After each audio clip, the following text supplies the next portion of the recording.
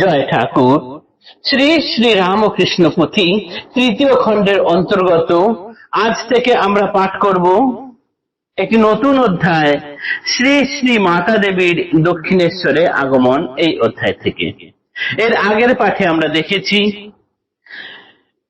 দীর্ঘ 12 বৎসর যাবৎ একান্ত অনুরক্ত ভক্ত ঠাকুরের মথুর বাবু অতি যত্নের সঙ্গে অতি শ্রদ্ধার সঙ্গে 12 বৎসর সেবা করে এখন তিনি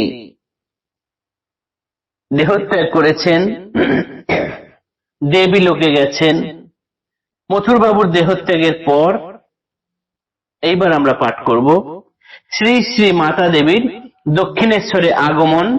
এখান থেকে আজ পাঠ করছি পৃষ্ঠা সংখ্যা 179, পর্ব 281। আজ এই অধ্যায়ের প্রথমার্ধ পাঠ, শ্রী শ্রী মাতা দেবীর দক্ষিণেশ্বরে আগমন। জয় জয় রামকৃষ্ণ বাঞ্ছা কল্প তরু, জয় জয় ভগবান জগতের গুরু, জয় জয় মাতা দেবী জগত জননী, রামকৃষ্ণ ভক্তিদাত্রী চৈতন্য দায়িনী, জয় জয় ইষ্ট গোষ্ঠী, জয় ভক্তগণ, সবার চরণ রেণু মাগে এ অধম, বৈরাগ্য অনুরাগ আকর তম বিনাশন,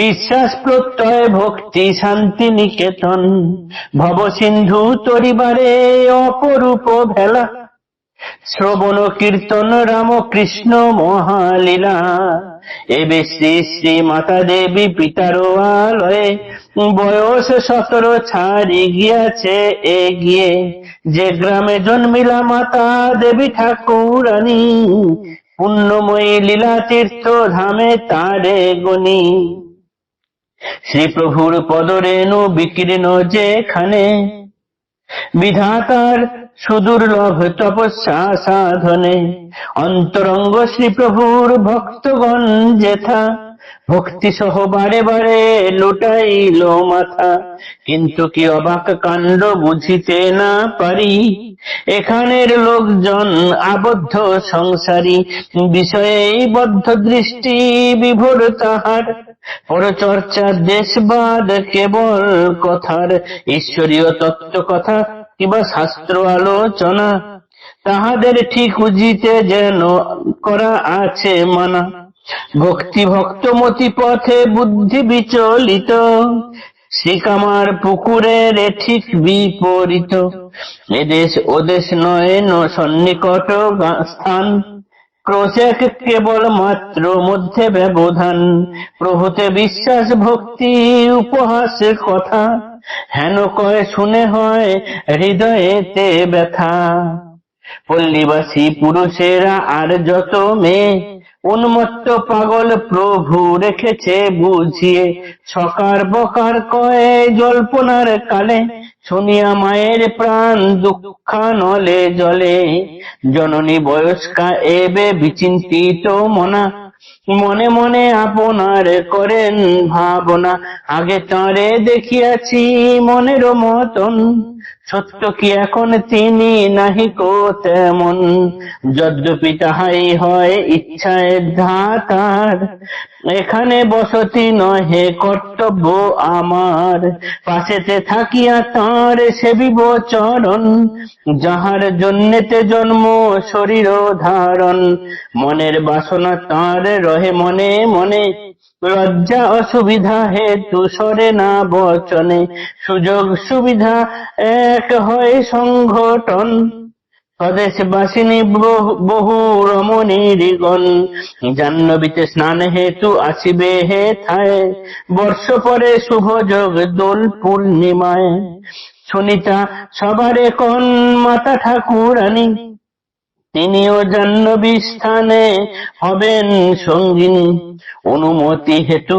তারা তাহার তাই জিজ্ঞাসা করিল যদি দেন তিনি সায়। মুখুজ্জে শ্রীরামচন্দ্র জনকের নাম, সংসার ব্যাপারে বিজ্ঞ ভারী বুদ্ধিমান। নন্দিনীর মনোভাব বুঝিয়া অন্তরে, আপনি চলিলেন সঙ্গে নিয়ে তারে। ঠাকুর শ্রী রামকৃষ্ণদেব যে গ্রামে জন্মগ্রহণ করেছেন, কামারপুকুর ধাম, সেটিকে আমরা পুণ্য স্থান বলে মনে করি, তীর্থস্থান বলে মনে করি। সেখানের ভূমিতে আমরা বারবার মাথা ঠেকাই, মাথা লুটাই। কিন্তু অবাক বিষয় হলো, তার থেকে বহু দূর নয়, মাত্র ক্রোশ খানেক দূরে জয়রামবাটি। সেখানকার মানুষের মত পথ সব বুদ্ধি সবই অন্যরকম। তারা সর্বদাই বিষয় বুদ্ধি নিয়েই থাকে। ঠাকুরের কথা, ভক্তির কথা ইত্যাদি কথা তাদের কাছে একদম ভালো লাগে না। যেন তাদের ঠিকুজি কুষ্টিতেই লেখা আছে, এই ভক্তিপথের ধার কাছ না মারানো। এবং সেখানকার মানুষেরা শুধু এই পরনিন্দা, পরচর্চা এইসব নিয়েই সময় কাটায়। এবং সেখানকার রমণীগণ, পল্লীবাসীর রমণীগণ বিভিন্ন জন মুখে মুখে এই কথা রটিয়ে রেখেছেন যে ঠাকুর পাগল হয়ে গিয়েছেন, উন্মত্ত হয়ে গিয়েছেন। এমনকি মায়ের কানে পর্যন্ত এই কথা উঠেছে, যে কথা শুনে মা মনে মনে খুব দুঃখ পাচ্ছেন এবং ভাবছেন, আগে তো দেখেছিলাম তখন তো ঠাকুর এরকম ছিল না। তাহলে বিধাতার ইচ্ছায় যদি তার সত্যি সত্যি এরকম অবস্থা হয়, আমার তো এখন এই সময়ে পিতৃভিটায় থাকা সাজে না।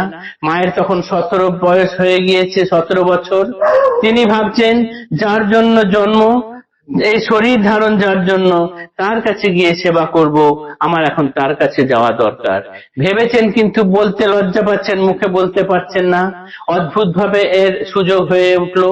এক সময় দেখা গেল পল্লী রমণীরা গঙ্গা স্নান হেতু দক্ষিণেশ্বরের দিকে যাবেন বলে স্থির করেছেন দোল পূর্ণিমার সময়। মা বললেন তিনিও তাদের সঙ্গে যেতে চান। পল্লীবাসীরা সেই কথা মায়ের পিতার কানে তুললেন, যাতে ছায় পাওয়া যায় বা তার মত পাওয়া যায়। তার পিতা রামচন্দ্র মুখুজ্জে, তিনি কন্যার মনোভাব বুঝতে পেরে নিজে কন্যাকে নিয়ে দক্ষিণেশ্বরের দিকে রওনা দিলেন। আজকের পাঠ এতটুকুই। আগামী দিনে দেখব মা ঠাকুরের কাছে অর্থাৎ দক্ষিণেশ্বরে আসছেন। জয় ঠাকুর, নমস্কার।